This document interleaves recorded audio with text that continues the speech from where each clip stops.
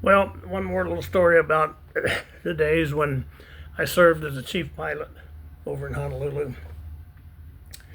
After I'd been there for a while, there was about 400 pilots based there, and I was kind of the figurehead boss, I guess.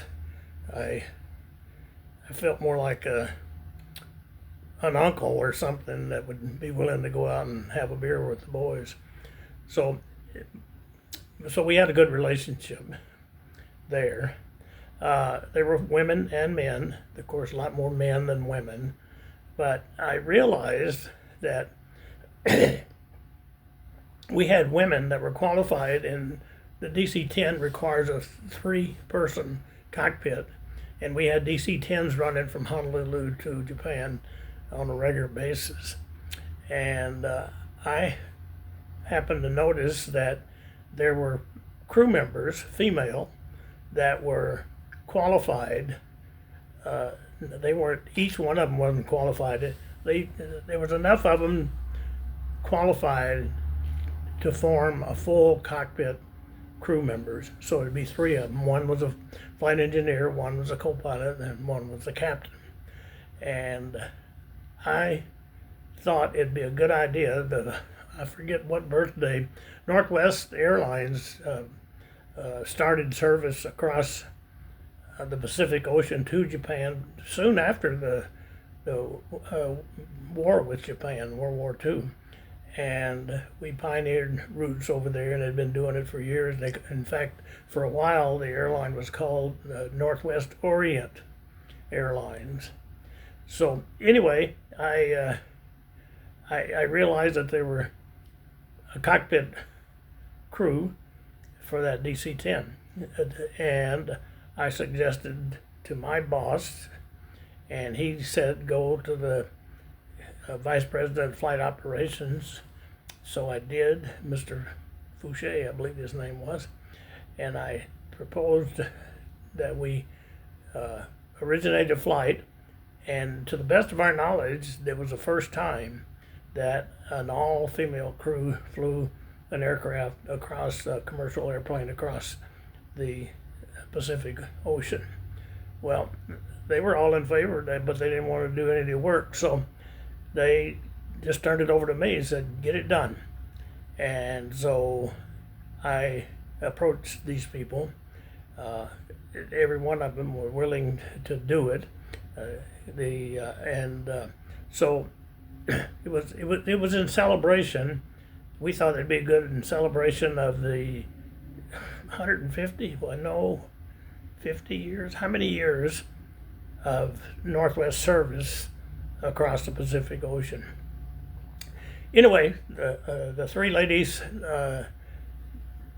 agreed to do it. I don't know their names now. I don't remember them.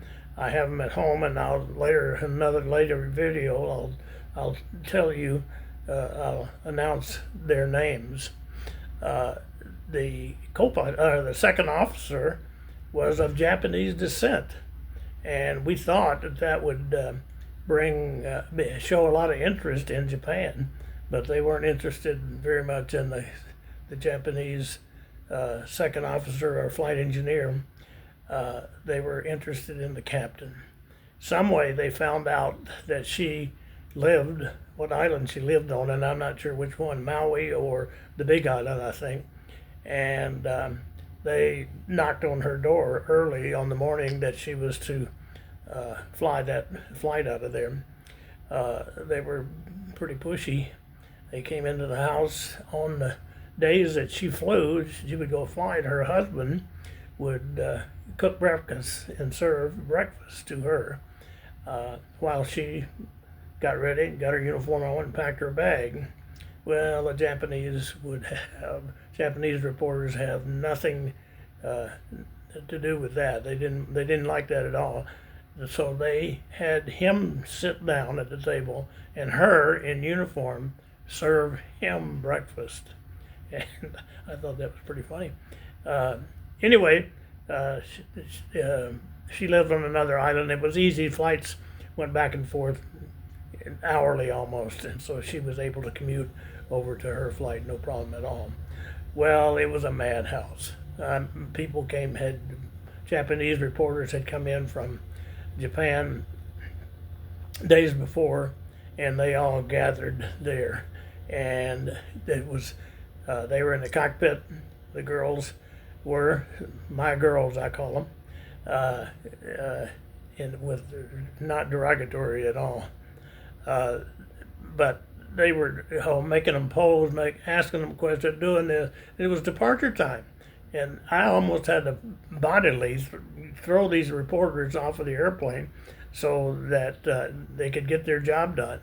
After I got them off the airplane, I went back in and to the cockpit, and I said, "Okay, girls, this has been a mess. Now, you guys get down and fly this airplane as if you own it, and do your procedures exactly right." And I noticed as I was leaving the cockpit, the co-pilot had a picture of her son, and she had it taped to the window sill there so she was visible. Anyway, we finally got the reporters out of there, and they were able to get the airplane started and get it on its way. And as they were headed to the end of the runway, I made my way to a position where I could see them, but I was a good mile away. And it even kind of gives me a little chill right now. This monster of an airplane, 500,000-pound airplane, started to slowly move down the track. I heard nothing. There was no sound. And as it picked up speed, finally the sound arrived to where I was. And the aircraft finally, the nose wheel slowly lifted off, and the main gear lost contact with the runway, and they sucked up the gear and turned that big airplane and headed west to Tokyo. Not a problem. They're pilots. That's their job. They were thousands of miles of open water, and they flew it over there, no problem at all. It was a big news over there. The Japanese put it on thousands of television stations, and many television stations, and thousands of newspapers carried the article. I was so proud of my girls. Thank you very much.